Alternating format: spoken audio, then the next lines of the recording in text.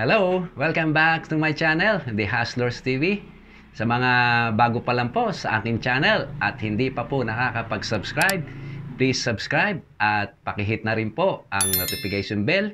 Piliin nyo lang po ang all para ma-notify kayo at updated po kayo sa latest video na aking ina-upload. Ang video ko pong ito ay tungkol sa potty training ng ating mga alagang aso or ang tamang pagpupups at pagwiwiwi ng ating mga alaga-aso sa tamang lugar. Paano nga ba natin ito matuturuan? Panoorin niyo po ang video kong ito at inyo pong tapusin. Una pong inyong gagawin, kung twice po tayo a day kung pakainin ng ating mga alagang aso, may tama po siyang oras. Kung pinakakain po natin sila sa umaga ng 7 a.m.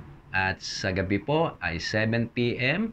Bago po natin sila pakainin ng 7 a.m., ilabas po muna natin ang ating mga alagang aso at sila'y papupuin o pawiwiin. Lagyan nyo po ng tali at ilagay nyo kung saan gusto nyo lugar sila dapat mag-poops at magwiwi. Then, hayaan nyo lang mga 5 to 15 minutes. Then, after na magwiwi or dumumi or either hindi sila nagwiwi o nagpoops, ibalik nyo ulit sa bahay o sa kulungan. Then, pakiinin po natin. Antayin nyo matapos kumain, muli nyong talian at ilabas sa bahay o sa kulungan. Then, dali nyo sa lugar na gusto nyo kung saan sila pupoops at magwiwiwi.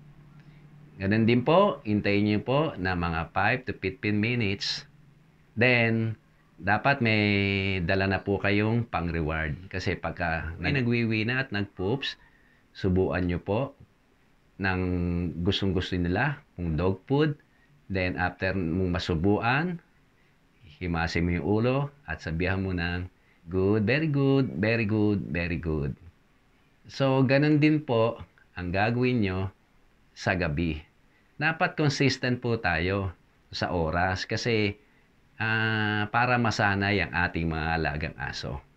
Kasi pagka nagpaiba-iba yan, dito rin sila.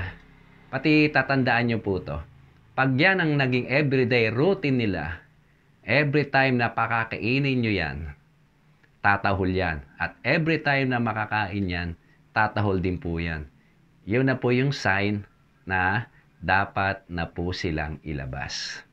Garantisado po yan. Hindi na po kayo namumroblema kung saan-saan sila dumudumi.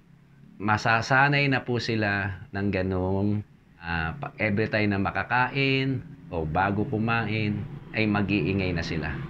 Magtatatahol or mari hindi mapakali.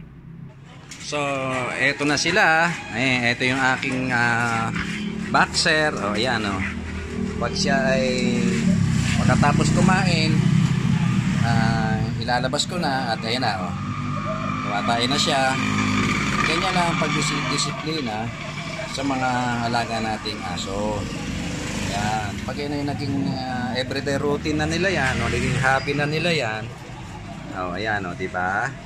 So, ayan, pagka dumi nila, siyempre, dadakotin nyo yan, lalagay nyo sa isang plastic, bubuhulin nyo, para hindi siya nakakalat. So, ito yung aking beagle. O, ayan, malikot. O, yun, nakatain na rin siya. So, ayan, So, ayan, ganyan lang siya. Ganyan ang pagdidisiplina sa ating mga alagang aso. So, ito yung aming bulldog. Ayan, na-late na ako. O, yun, kumain na rin siya. Ayan si Teddy. Oh, ayan pagkalabas. Oh, ayan na ang kanyang poops.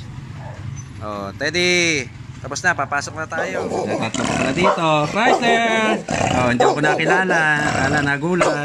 Chrysler. Oh, ang Carry. Ang Popoy, Chrysler. Chrysler ang Popoy. Chrysler, may talaga ulo nito ni Chrysler eh. Ganyan yan eh. Oh, Chrysler, pero bati kami niyan. So, ayan si Carry. Ang Popoy. Ayan na, ito yung isang Caspin namin. So, uwi na yan. Ika na. O, doon. Tcha-tcha. Yan yung matalinong aso. Naka na, uwi ka na. Ito. Pasok na, uwi ka na dyan. Ayan. Kung nagustuhan nyo po ang video kong ito, please like and share. At kung meron kayong gusto pang malaman at mga katanungan, welcome po kayo na mag-comment. Sana ay makatulong itong video na to. At salamat po sa panonood. God bless po.